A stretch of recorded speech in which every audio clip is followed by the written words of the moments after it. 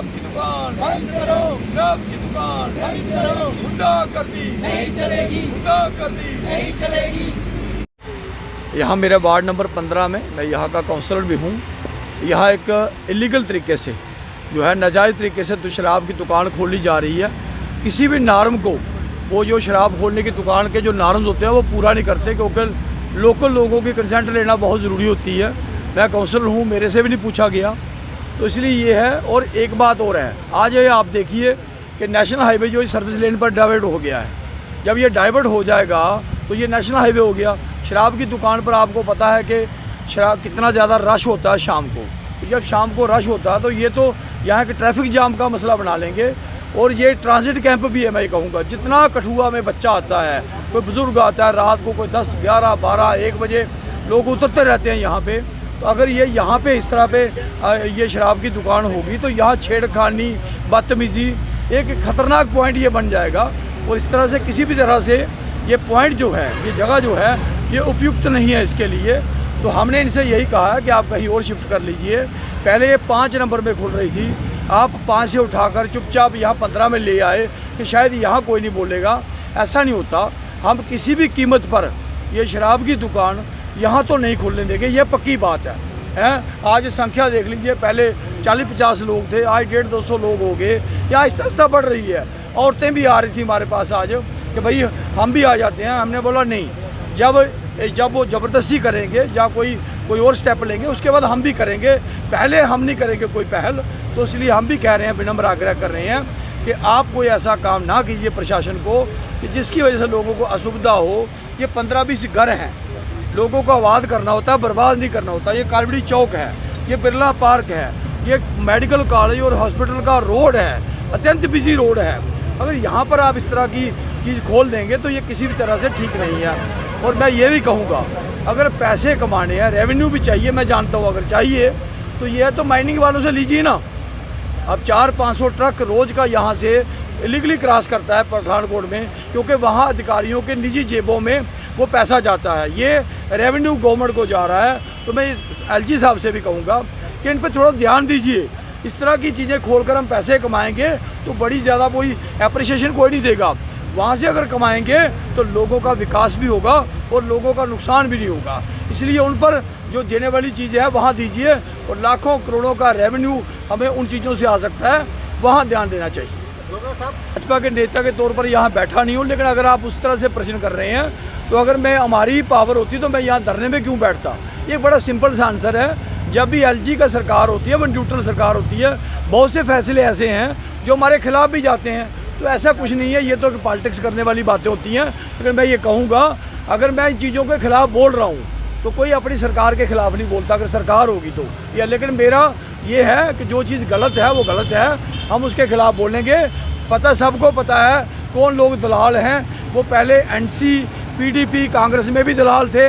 आज भी पुलिस के बड़े बड़े अधिकारी इसमें शामिल हैं जो इलीगल माइनिंग है। और जो बड़े बड़े अधिकारी यहाँ पे आते हैं वो दलालों को बताकर आते हैं। उनके घरों में खाना खाने जाते हैं। कोई भाजपा के घर में खाना खाने कोई नहीं गया, वो उनके घरों में जाते हैं, सबको पता है। तो इसलिए ये पॉलिटिक्स करनी एक अलग बात है। अधिकारी किसी के नहीं होते, अधिकारियों को पैसा जहाँ मिलेगा वो उसी के हो जाते हैं। क्या देखते हैं, आप 3 से 4 दिन हो गए घर में बैठे, लेकिन प्रशासन की ओर से कोई भी आश्वासन जो है अभी तक नहीं दिया गया है। देखिए, आज एडीसी साहब आई थी, उन्होंने मेरे से बात की है, तो हमने हमारी समस्या को जानने का उन्होंने कोशिश किया। ये अच्छी बात है, तो उन्होंने जानने का प्रयास किया। वरना पहले तो एक गाड़ी हमारे पुलिस भर के लगाई हुई थी हमारे पास, 30-40 लोग जो एक अनवांटेड जो एलिमेंट्स होते हैं, जो शराब माफिया वाले, वो यहाँ खड़े थे।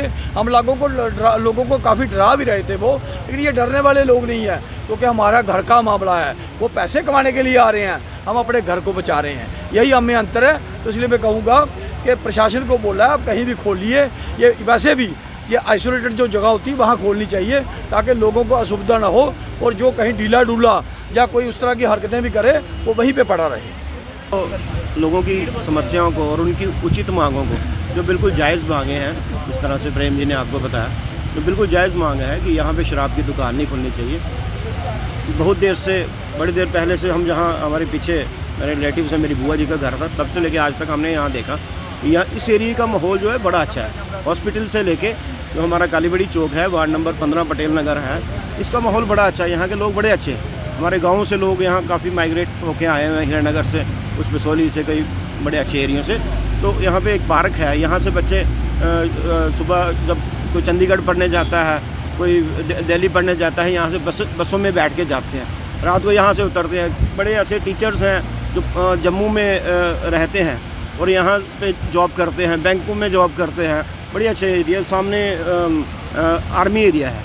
तो ये एक तरह का जो एटमॉस्फेयर, जो अच्छा एटमॉस्फेयर है, उसको ख़राब नहीं करना चाहिए प्रशासन ने। और जो जायज़ मांगे हैं लोगों की, उनको मानना चाहिए। इस यन शॉप को यहाँ से शिफ्ट कर देना चाहिए। और लोगों से, खास करके पटेल नगर के लोगों से ये गुजारिश करता हूँ, युवाओं से खास कर, कि आपके लिए ये सभी लोग, जितने भी सीनियर लोग हैं, आपके लिए ये धरने पे बैठे हैं। आने वाली जो नस्लें हैं, आने वाली पीढ़ियाँ हैं, अगर यहाँ पे दुकान होगी तो आप पीछे से घर से बड़ी जल्दी बियर लेके, बड़ी जल्दी ब्रीज़र लेके या बड़ी जल्दी विस्की लेके अपने घर में बैठ के पी सकते हैं। अगर आपसे थोड़ी दूर होगी तो आप कहोगे नहीं, मैं अभी काम से आया हूँ, दूर से आया हूँ, आप घर जाके सो सकते हैं। तो ये आपके लिए बैठे हुए हैं कि आप ये गलत काम ना करें, हमारी आने वाली पीढ़ियाँ ये गलत काम ना करें। तो मैं ये भी एक गुजारिश करना चाहता हूँ, एक अपील करना चाहता हूँ पटेल नगर, आसपास सराउंडिंग जितने भी युवा हैं और जितने भी माताएँ बहनें हैं और साथ में बुज़ुर्ग और जितने भी लोग हैं हमारे, उनसे सभी से गुजारिश करना चाहता हूँ कि जो यहाँ पे धरने पे लोग बैठे हुए हैं, उनके समर्थन में हमें आना चाहिए। क्योंकि कुछ एंटी एलिमेंट्स होते हैं, वो भी कुछ तरह से ऐसे बताया जा रहा है कि कुछ गुंडे लेके यहाँ आना है। तो जो हमारी एकता है वो एक तरह से उसको एक चैलेंज है। कठुआ के लोगों के लिए एक चैलेंज है कि बाहर से 20-25 बंदे आएंगे, या कोई कह रहा था कि कोई बाउंसर आ रहे हैं। तो मैंने मुझे जब ये पता चला कि कोई बाउंसर आ रहे हैं, तो मैं किसी और काम से था, मैं धर्म में आने के मूड में नहीं था, अपने काम से था। तो ये बात सुन के मैंने 1 घंटे का टाइम निकाला और यहाँ पे बैठा। मैंने कहा मैं भी देखता हूँ कौन से बाउंसर आ रहे हैं, और हमसे बड़ा या पटेल नगर वालों से बड़ा बाउंसर कौन है ना। तो ये एक ऐसी बात है, ये बड़ी, इस तरह से मैं सभी लोगों से अपील करना चाहता हूँ, जो लोगों की जायज़ मांग है, ये बिल्कुल जायज़ मांग है, और युवाओं के लिए, आने वाली नस्लों के लिए।